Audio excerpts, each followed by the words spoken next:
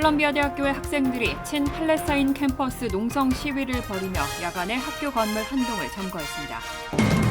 트럼프 전 대통령이 판사가 내린 함구령을 반복적으로 위반했다는 이유로 벌금 $9,000를 부과받았습니다. 조류 인플루엔자에 감염된 젖소가 잇따라 보고되면서 농무부가 가공 소고기에 대한 조사에 착수했습니다. 이달 초 파워볼 역사상 네 번째로 큰 금액의 당첨자는 암투병 중인 라오스 출신의 이민자로 알려졌습니다. 세인트루이스에서 발생한 대규모 우편물 절도 사건과 관련해 한인을 포함한 4명의 용의자가 유죄를 인정했습니다. 이상은 이 시각 주요 뉴스입니다. 시청자 여러분 안녕하십니까? KBN 뉴스입니다. 컬럼비아 대학교의 학생들이 친팔레스타인 캠퍼스 농성 시위를 벌이며 야간에 학교 건물 한 동을 점거했습니다. 이들은 이스라엘 관련 기업에 대한 투자 철회를 요구하고 있습니다. 가자 전쟁과 관련한 대학의 친팔레스타인 캠퍼스 농성 시위를 주도하고 있는 뉴욕시 컬럼비아 대학 시위대가 어젯밤과 오늘 새벽 야간에 강의 건물 한 동을 점거했습니다. 시위대 중 한 그룹은 오늘 새벽 2시 해밀턴 홀을 점거했다고 밝히고 학생 시위대에 계속 기존의 웨스트론 광장의 텐트 철야 농성을 유지할 것을 당부했습니다. 200명 정도가 홀 주위에 철제물을 둘러 바리케이드를 치고 있고 수십 명이 안으로 들어간 것으로 알려진 가운데 이 점거를 주도한 시위대는 컬럼비아 대학 아파르트헤이트 다이베스트 학생 그룹입니다. 시위대는 지난 16일 대학 당국과 이사회에 이스라엘 관련 기업에 대한 투자를 모두 취소 매각 처분할 것을 요구하며 대학 캠퍼스의 중심 광장인 웨스트론 잔디밭을 차지했습니다. 수십 개의 천막을 치고 철야 농성을 이어갔고 이에 텍사스주와 캘리포니아주 등 20개 주에 육박하는 곳 소재 대학들이 이 같은 반이스라엘, 친팔레스타인 동조 캠퍼스 시위를 이어가고 있습니다. 가자 전쟁 만 6개월 만에 분쟁이 이렇게 대학 학생들의 친팔레스타인 점거 농성으로 번진 데는 의회 공화당의 아이비리그 대학 총장들에 대한 유대인 혐오 증오 혐의 씌우기와 반팔레스타인 노선 압력과 관계가 깊다는 평가가 나옵니다. 앞서 컬럼비아대는 총장 명의로 29일 오후 2시를 기한으로 해서 시위 텐트 지역을 떠나지 않고 캠퍼스에 머물러 있는 학생들에 대해 정학 조치를 취한다고 발표했지만 학생들은 학교를 떠나는 대신 건물 점거에 나섰습니다. 트럼프 전 대통령의 형사재판을 진행하고 있는 판사가 트럼프 전 대통령에게 벌금 $9,000를 부과했습니다. 핵심 증인 등 재판 관련자를 비방하지 말라는 명령 위반에 대한 벌금입니다. 재발 시에는 구금도 뒤따를 수 있다고 경고했습니다. 뉴욕 맨하튼 형사법원의 후안 머천 판사는 오늘 트럼프 전 대통령이 자신이 내린 함구령을 반복적으로 위반했다며 벌금 $9,000를 부과했습니다. 머천 판사는 트럼프 전 대통령에게 이번 재판 관련 증인과 검사, 법원 직원, 배심원 등을 비방하지 말라며 함구령을 내린 바 있습니다. 머천 판사는 트럼프 전 대통령이 SNS와 대선 캠프 홈페이지에 글을 올려 총 9차례 증인과 배심원을 공격한 사실이 인정된다며 벌금 부과와 함께 게시글 삭제를 명령했습니다. 머천 판사는 법원은 적법한 명령을 지속해서 의도적으로 위반하는 행위를 용인하지 않을 것이라고 말했습니다. 이어 본인은 피고인의 수정헌법 1조 표현의 자유 권리를 잘 알고 있고 해당 권리를 적극적으로 보호하려는 입장이라면서도 명령 위반이 지속될 경우 필요하면 트럼프 전 대통령이 수감될 수도 있다고 경고했습니다. 한편 머천 판사는 트럼프 전 대통령이 재판 일정 도중인 월 17일 막내 아들 배런의 고등학교 졸업식에 참석할 수 있도록 허용한다고 결정했습니다. 트럼프 전 대통령은 이번 재판 탓에 아들 졸업식에 참석하지 못할 수 있다며 머천 판사를 공격해왔습니다. 미국 내에서 고병원성 조류 인플루엔자에 감염된 젖소가 잇따라 보고되고 있습니다. 농무부가 가공 소고기에 대한 조사에 착수했습니다. 농무부는 오늘 성명에서 조류 인플루엔자 바이러스 입자가 존재하는지 여부를 보는 테스트를 통해 가른 소고기를 분석할 것이라고 밝혔습니다. 일부 젖소는 나이가 들면 간 소고기로 가공됩니다. 전날부터 농무부는 주 경계를 넘어 운송되는 젖소에 대한 조류 인플루엔자 검사도 시작했습니다. 또 소매용 소고기 샘플에 대한 검사와 분석도 진행할 것이라고 밝혔습니다. 농무부는 바이러스 존재 여부 확인을 위해 문제가 된 젖소 도축시설에서 소고기 근육 샘플도 수집 중이라고 밝혔습니다. 지난주에는 조류 인플루엔자 감염 젖소 무리에서 도축장으로 보내진 무증상 젖소의 폐 조직 샘플에서 조류 인플루엔자 바이러스를 발견했다고 밝힌 바 있습니다. 다만 해당 젖소들은 식품화되지 않았다고 전했습니다. 조류 인플루엔자 바이러스는 주로 가금류에서 발견되는 것으로 알려져 있지만 최근 잇따라 젖소의 감염 사례가 발견되면서 바이러스의 확산 범위와 종간 전염 가능성에 대한 우려가 커지고 있습니다. 세계보건기구에 따르면 2003년부터 올해까지 전 세계 23개국에서 889건의 조류 인플루엔자 감염 사례와 463명의 사망자가 보고됐으며 치사율은 52%에 달합니다. 하지만 농무부는 바이러스가 온도에 어떻게 반응하는지 연구할 것이라면서 소고기를 적절한 온도로 조리하면 바이러스와 박테리아가 사멸할 수 있음을 강조했습니다. 이달 초 13억 달러에 달하는 파워볼 1등 당첨자가 나왔었죠. 파워볼 역사상 네 번째로 큰 금액의 당첨자는 암 투병 중인 라오스 출신 미국 이민자로 알려졌습니다. 포틀랜드에 사는 46살 챙 세판 씨는 어제 오리건주 복권협회가 개최한 파워볼 1등 당첨자 기자회견을 가졌습니다. 오리건주 주법은 예외적인 경우가 아니면 복권 1등 당첨자의 신분을 공개하도록 하고 있습니다. 챙 세판 씨는 암투병으로 삭발의 머리로 기자회견장에 나와 1977년 라오스에서 태어나 1994년 미국으로 이민을 왔다고 소개했습니다. 이어 8년 전인 2016년부터 암 진단을 받아 일을 하지 못하고 있고 현재 항암 치료를 받고 있다고 말했습니다. 챙 세판 씨는 아내 친구와 함께 20장의 복권을 샀는데 느낌이 좋았다고 구매 당시를 떠올리고 아내 친구와 함께 당첨금을 똑같이 나눌 것이라고 전했습니다. 당첨금은 13억 달러지만 세금을 제외하면 챙 세판 씨는 일시불로 4억 2,200만 달러를 받게 됩니다.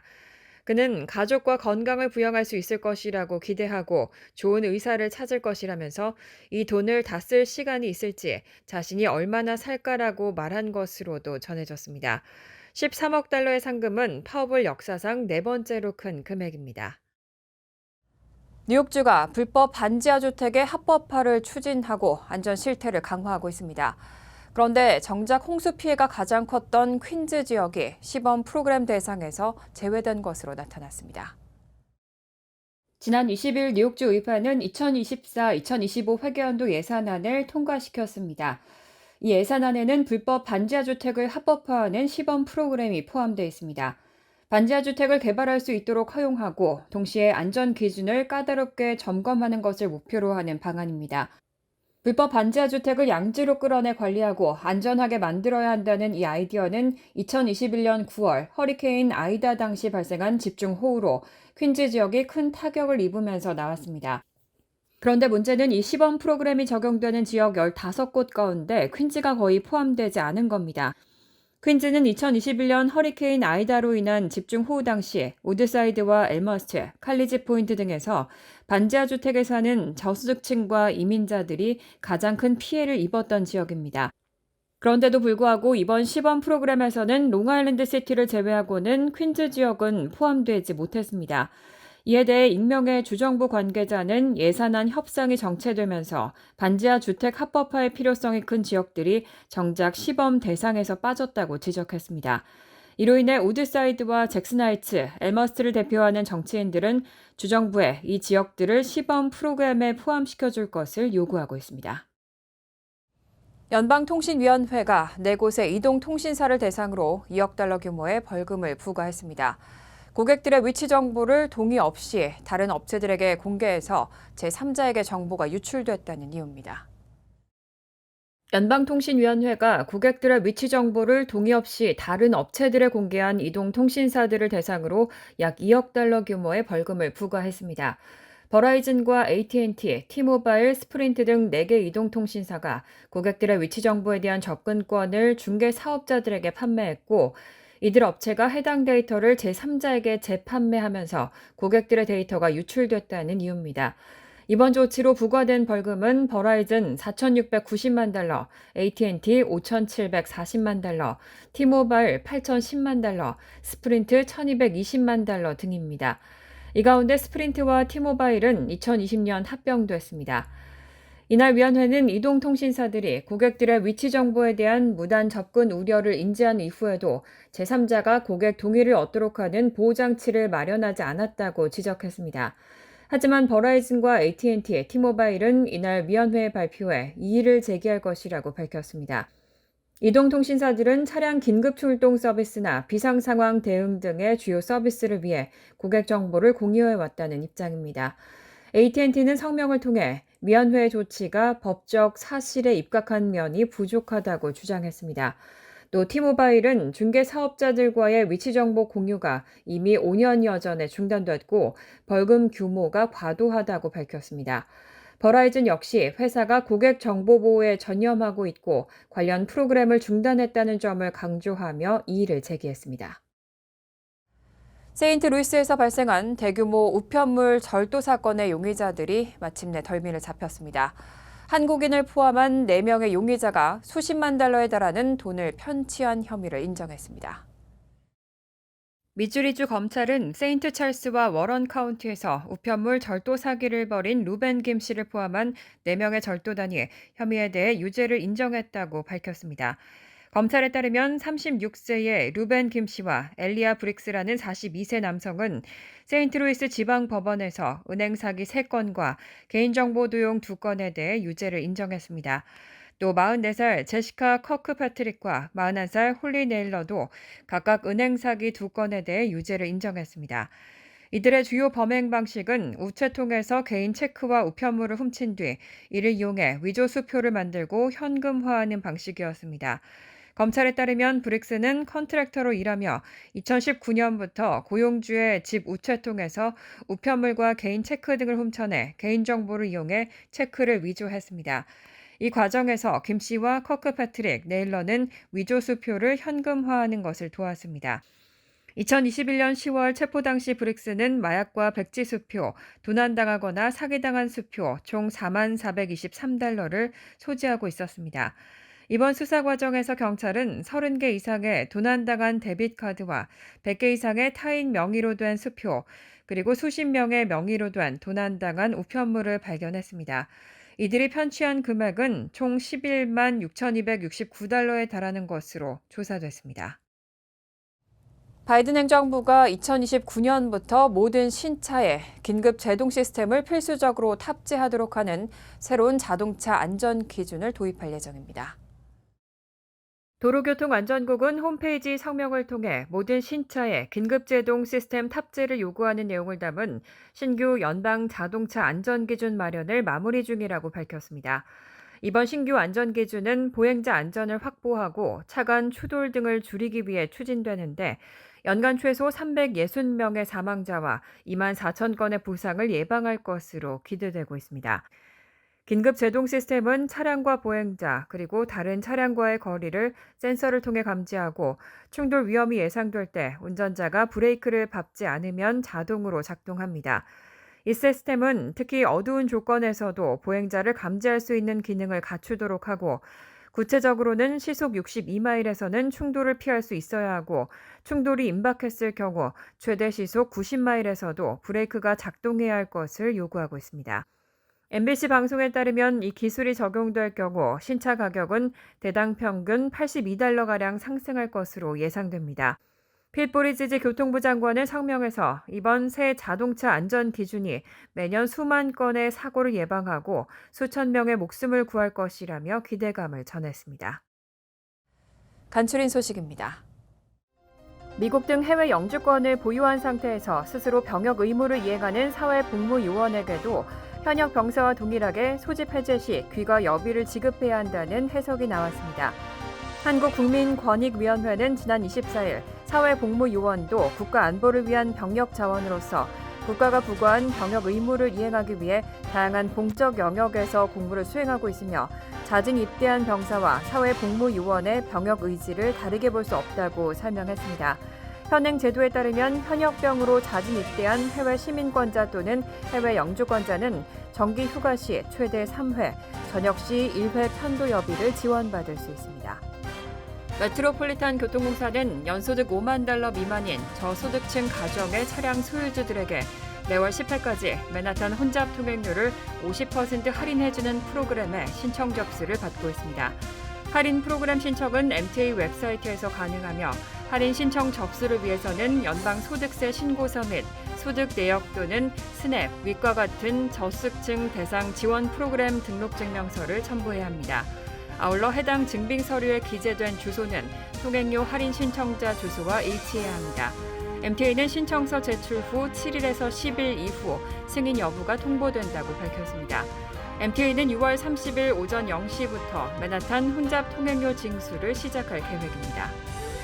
뉴욕시의 1분기 교통사고 사망자 수가 지난 2014년 비전 제로 시행 이후 10년 만에 가장 많았습니다. 고다미스트 보도에 따르면 올해 1분기 동안 뉴욕시 교통사고 사망자 수는 60명으로 집계됐습니다. 전년 동기의 53명보다 13%가량 증가했습니다. 특히 지난 2014년 뉴욕시 도로 안전을 위한 비전 제로 정책을 도입한 이후 지난 10년 사이 1분기 사망자 수로는 가장 많은 수치입니다. 도로안전 옹호단체 트랜스포테이션 얼터너티브가 발표한 보고서에 따르면 보행자와 자전거 이용자 사망의 79%는 SUV 및 대형 차량에 의해 발생했습니다.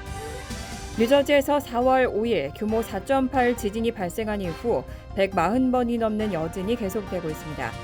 지질조사국에 따르면 지난 27일 오전 9시 49분께 뉴저지 글래드스톤 남서쪽 4마일 지점에서 규모 2.9 여진이 확인됐습니다. 이번 여진은 지난 5일 지진이 발생한 진원지에서 약 10마일 떨어진 지점에서 일어났으며 이번 달 뉴저지에서 발생한 여진 가운데 두 번째로 큰 규모입니다. 지진 발생 후 3주 동안 140건이 넘는 여진이 계속되고 있습니다. 여진은 대부분 규모가 작았지만 15건은 규모 2.0 이상을 기록했습니다. 환율과 증권 소식입니다.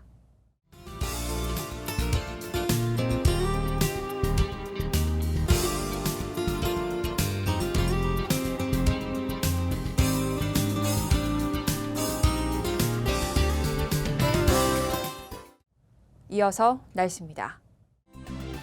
수요일은 오전 한때 소나기 내릴 가능성이 있습니다. 낮 최고 기온은 64도, 섭씨 18도, 밤 최저 기온은 54도, 섭씨 12도로 예상됩니다. 목요일은 화창하겠습니다. 금요일도 화창하겠습니다. 이상으로 KBN 뉴스를 마칩니다. KBN과 함께 즐거운 저녁 되시기 바랍니다. 우리 동부 최대 한인방송 KBN이 제작하는 KBN 뉴스는 웹사이트 mykbn.com 그리고 유튜브와 페이스북에서 다시 보실 수 있습니다. 좋아요, 구독, 알림 설정은 뉴스 제작에 큰 도움이 됩니다.